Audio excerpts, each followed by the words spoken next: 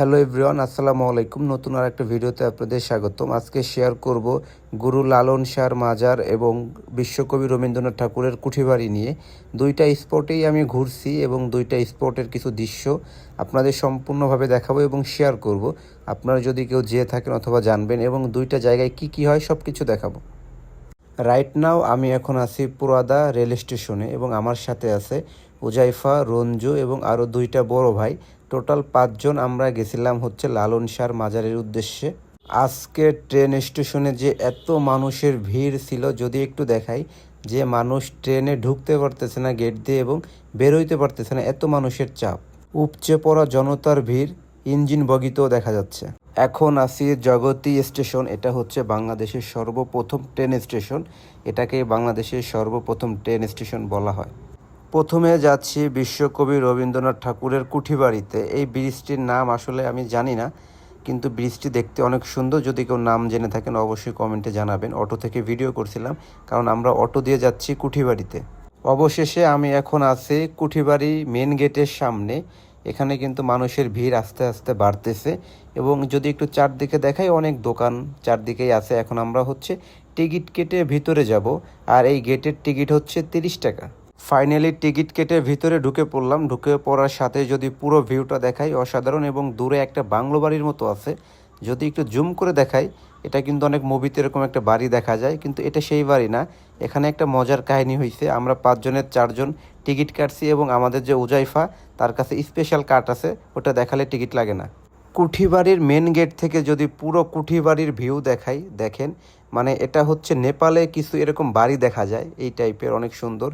এটা হচ্ছে কুঠিবাড়ির ভিতরের অংশ। পুরো চারদিক দিয়ে বাউন্ডারি করা এবং সুন্দর করে সাজানো গোছানো। পুরো যদি ভিউটা দেখাই মানে আসলেই অসাধারণ। বাড়িটি যদি আরও কাছ থেকে দেখাই আসলেই অনেক সুন্দর এবং চমৎকার দেখতে বাড়িটি। এটা হচ্ছে আমাদের বিশ্বকবি রবীন্দ্রনাথ ঠাকুরের কুঠিবাড়ি এবং এই বাড়ির ভিতরে তার সমস্ত ব্যবহৃত জিনিস আছে, সেগুলো দেখাবো আস্তে আস্তে। বাড়িটির ভিতরে ঢোকার সাথে সাথেই দেখবেন বিশ্বকবি রবীন্দ্রনাথ ঠাকুরের একসাথে অনেকগুলো ছবি ফ্রেমবন্দি করা এবং প্রত্যেকটি রুমে সিঙ্গেল ফটো দিয়ে ফ্রেমবন্দি করা এবং প্রত্যেকটি ছবি সংরক্ষণ করা এবং জীবনী কাহিনী লেখা। সে জীবনে কত জায়গায় গেছে, কি কি করছে, সব কিছুই এখানে ছবির নিচে লেখা আছে এবং তার জীবনের প্রত্যেকটি কাহিনী এখানে লেখা আছে। যদিও এই ঘরের ভিতরে ভিডিও করা নিষেধ ছিল, তারপরে যতটুকু সম্ভব চেষ্টা করছি ভিডিওর মাধ্যমে সম্পূর্ণ কিছু আপনাদের দেখানোর জন্য।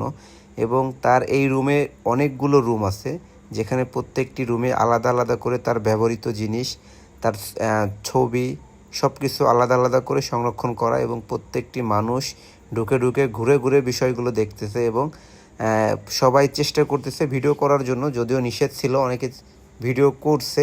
সব ধরনের জীবন কাহিনী লেখা আছে, প্রত্যেকটি দেওয়ালে টানানো আছে। দেওয়ালের কোনায় কোনায় বিশ্বকবি রবীন্দ্রনাথ ঠাকুরের ছবি দেওয়া আছে এবং মানুষ ঘুরে ঘুরে দেখতেছে এবং প্রত্যেকটি বিষয় জানতেছে যে তিনি আমাদের বাংলাদেশে কতটা সফল একজন কবি এবং দেশের জন্য কত সম্মান বয়ে এনেছে। এমনি এমনি তো আর বিশ্বকবি রবীন্দ্রনাথ ঠাকুর হয়নি, তার জীবনী পরে অনেক কিছু শেখার আছে।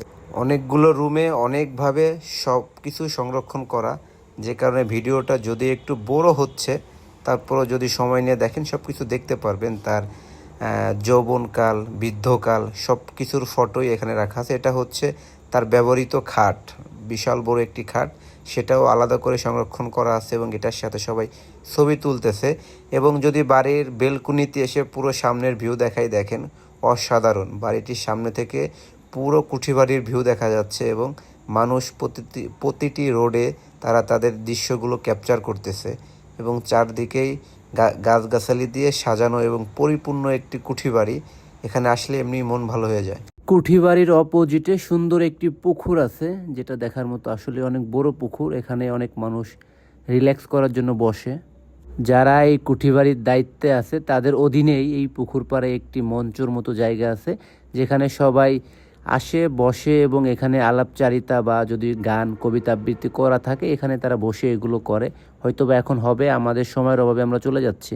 কুঠিবাড়ি থেকে বের হয়ে চলে আসলাম সোজা জমিদার বাড়িতে। জমিদার বাড়িতে শুধু জমিদার বাড়িটিই আছে, এটা দেখাশোনার জন্য কোনো মানুষ নাই এবং এখানে কোনো কর্মী নাই, যে কারণে জাস্ট বাড়িটি পড়ে আছে, দেখার মতো কিছুই নাই এখানে। জমিদার বাড়ি থেকে বের হয়ে চলে আসলাম গুরু লালন শাহর মাজারে, এবং লালন শাহর মাজারে ঢোকার পথে হাজার হাজার মানুষ।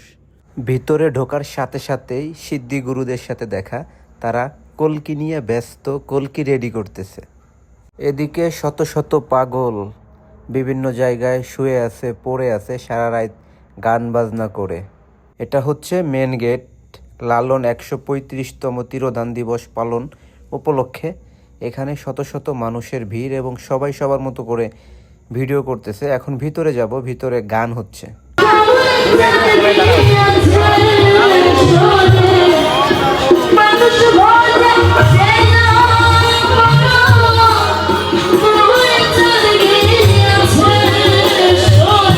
আমরা চললাম আর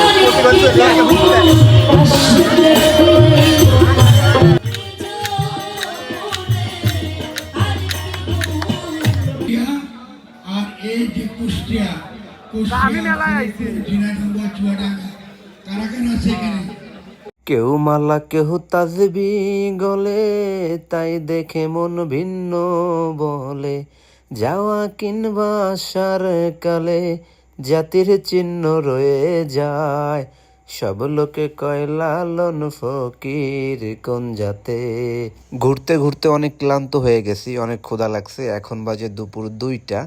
তো এখান থেকে বের হয়ে একটু বাইরে যাব, গিয়ে একটা হোটেলে মোটামুটি দুপুরের খাবারটা খেয়ে নিব। অবশেষে অনেক ঘোরাঘুরির পরে একটা খাবারের দোকান পেলাম, যেটা হচ্ছে একটা বাড়ির ভিতরে আর কি। মোটামুটি ভালো, সবার কাছ থেকে শুনলাম যে না, এনাদের রান্নাটা খুবই ভালো হয়। তো খেতে বসলাম, এবং দুপুরে আমরা খাচ্ছি। এই দোকানে পাওয়া যাচ্ছে মুরগির মাংস এবং ডাউল। তো মুরগির মাংস এবং ডাউল দিয়ে খাচ্ছিলাম। যেমন শুনেছি ঠিক তেমনই, আসলে মুরগির মাংসটা খুবই সুস্বাদু ছিল এবং খুবই মজাদার ছিল। খাবার শেষ করে যাওয়ার পথে দেখি পাশেই মঞ্চে গান হচ্ছে, ঢাকা থেকে বাউল আসছে। তো একটু গান শুনলাম দাঁড়িয়ে।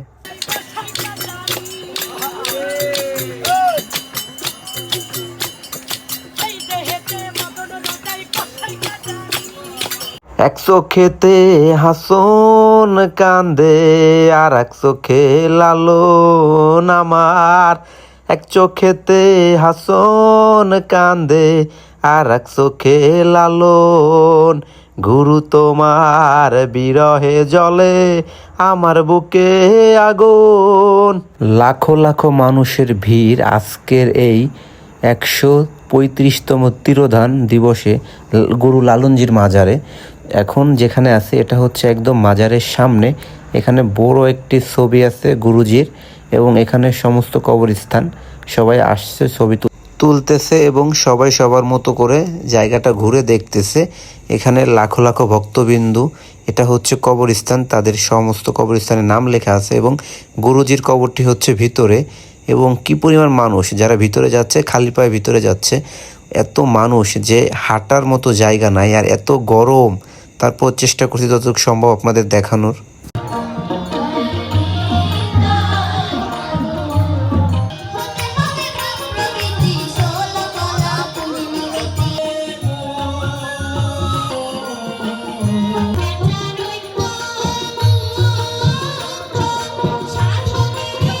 সমস্ত জায়গায় ঘোরা শেষ, গান বাজনা শোনা শেষ, এখন ফেরার পালা। এখন হচ্ছে আমরা এখান থেকে বের হয়ে চলে যাব। যাওয়ার আগে দেখলাম বক্সিং মেশিন, গুরুজির কথা স্মরণ করে আবারও মেরে দিলাম, দেখা যাক কত উঠে।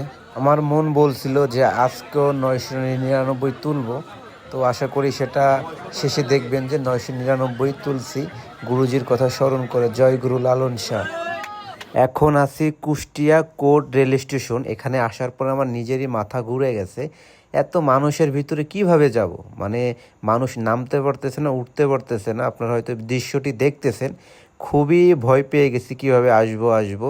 তারপর যেহেতু আসতে হবে, ওয়েট করতেছি এবং চেষ্টা করে ভিতরে ঢুকতে হবে, যেহেতু আমার টিকিট আছে। আজকের ভিডিও এই পর্যন্তই। সবাই ভালো থাকবেন, সুস্থ থাকবেন। আসসালামু আলাইকুম।